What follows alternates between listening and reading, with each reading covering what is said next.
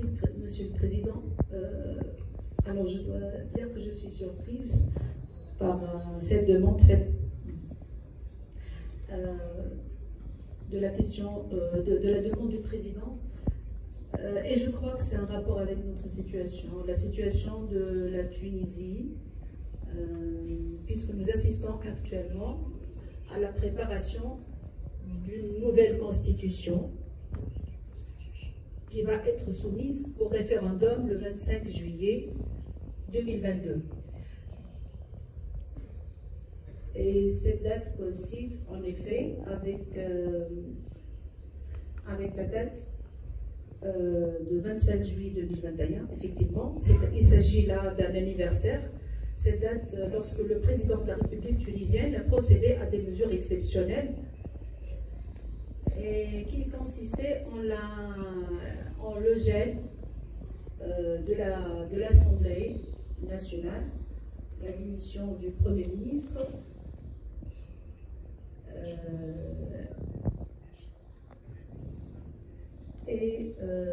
donc depuis cette date, des mesures exceptionnelles ont été prises pour gérer le pays. Alors, à la question de savoir si les politiciens, les juristes doivent s'impliquer pour déterminer la capacité des politiciens, je pense que oui, malgré nous, on est impliqué. Pour la Tunisie, donc, les juristes ont été interrogés sur le point de savoir si ces mesures, le 25 juillet 2021, consistaient ou pas. Pardon. J'ai oublié d'enlever mon masque. Donc, l'esprit du juriste est interrogé à plusieurs reprises quand il s'agit de situations exceptionnelles. Et notamment en Tunisie, on est passé par une situation exceptionnelle, par des circonstances, et ces circonstances ont été reconduites jusqu'aujourd'hui. Des mesures exceptionnelles gouvernent le pays, malgré que les mesures ne doivent pas pérenniser dans le temps. Et donc, malgré nous, les juristes, on se trouve obligés de s'immiscer dans la vie, ne serait-ce que par quand on n'est pas impliqué.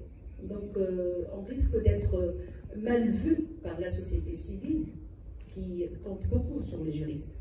Donc, actuellement, en Tunisie, on va assister à un référendum.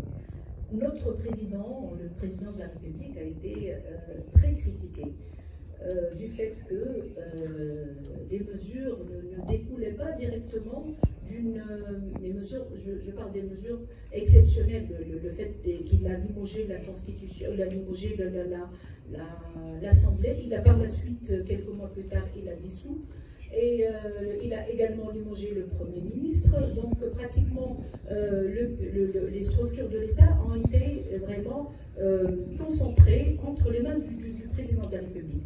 Et là, puisque actuellement on va assister à un scrutin qui consiste à dire oui ou non concernant la Constitution, qui va remodeler et changer le paysage politique.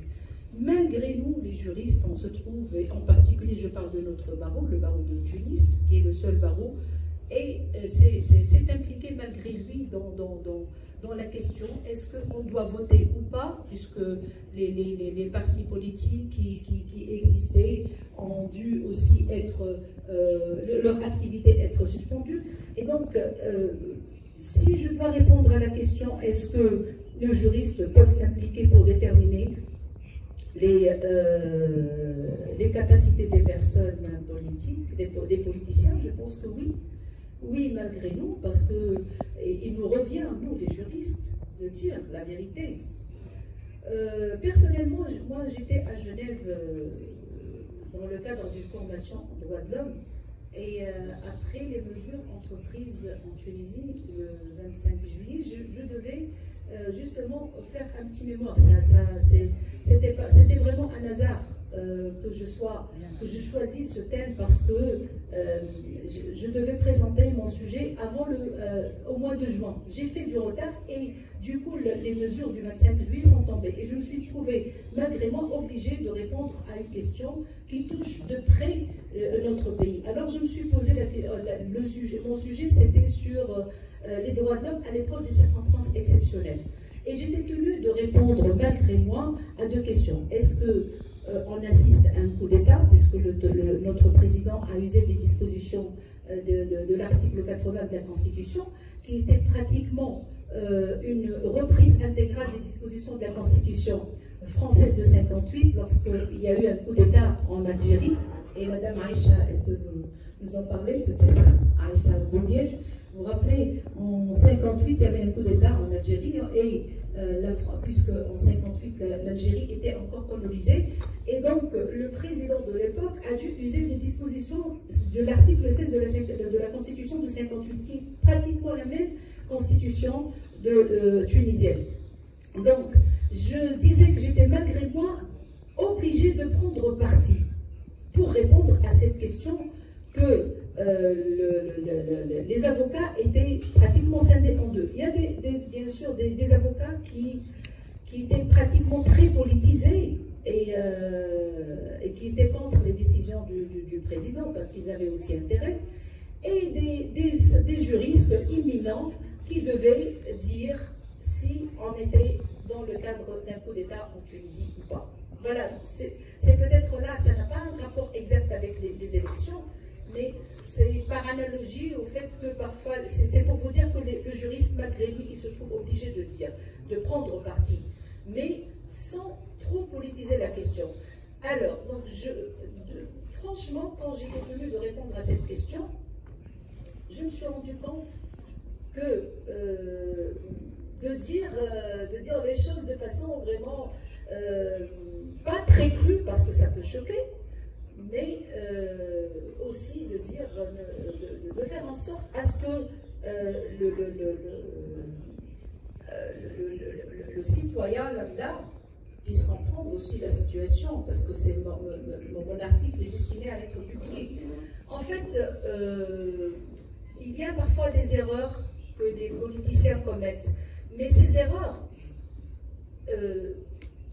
parfois, ils ne sont pas intentionnels, parce que le dispositif légal, parce que nous, en Tunisie, on a été colonisé par la France, et on a gardé beaucoup de dispositions, on les a empruntées du colonisateur.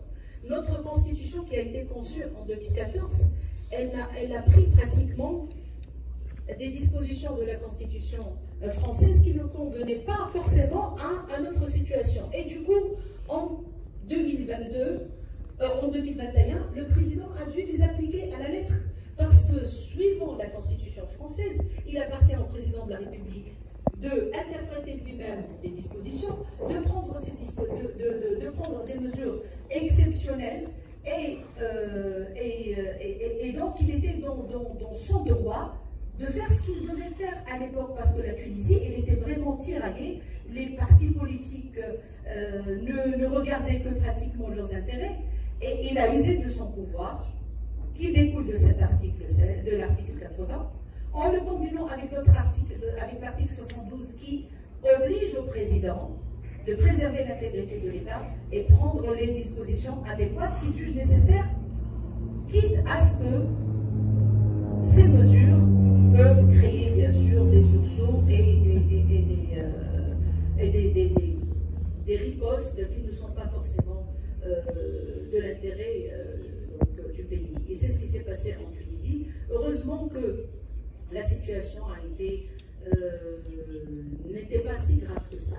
On avait des juristes, bien sûr, les universitaires généralement ne sont pas très politisés, c'est pas comme les partis, comme les gens qui sont au pouvoir. Donc, je crois que de là, j'ai réussi, j'espère, à répondre aussi à la question qui a été posée tout à l'heure. Est-ce que les juristes peuvent s'impliquer pour déterminer les capacités des politiciens? Donc, moi, personnellement, je ne me suis pas impliquée comme ça, mais j'étais obligée de dire ce que c'est mon pouvoir de le dire. Maintenant, on a un référendum qui aura lieu donc, le 25 juillet le président a dû charger une commission de rédaction de la nouvelle constitution. On ne sait pas de quoi cette constitution est faite. Moi, je suis ici. En principe, elle doit voir le jour le 1er juillet et elle va être soumise au référendum le 25 juillet. Suite à ça, il y a eu une riposte au niveau de notre bureau. Je vais finir. Parce que notre barreau a dû prendre parti et donc avec le président, mais malgré le fait qu'on lui reproche que c'est une prise de parti politisée. Donc voilà le dilemme dans lequel le juriste peut se trouver. S'il s'émisse trop dans la politique, dans les décisions politiques, il risque d'être accusé de politiser ou de politiser les institutions. Mais s'il ne prend pas de décision, donc on l'accuse aussi d'être démis de son devoir d'éclairer le public. Voilà. Merci, je m'excuse pour le dépassement de temps parce que je n'ai pas préparé à l'avance une intervention, mais j'ai essayé d'improviser comme ça. Merci. Thank you very much, Fatia.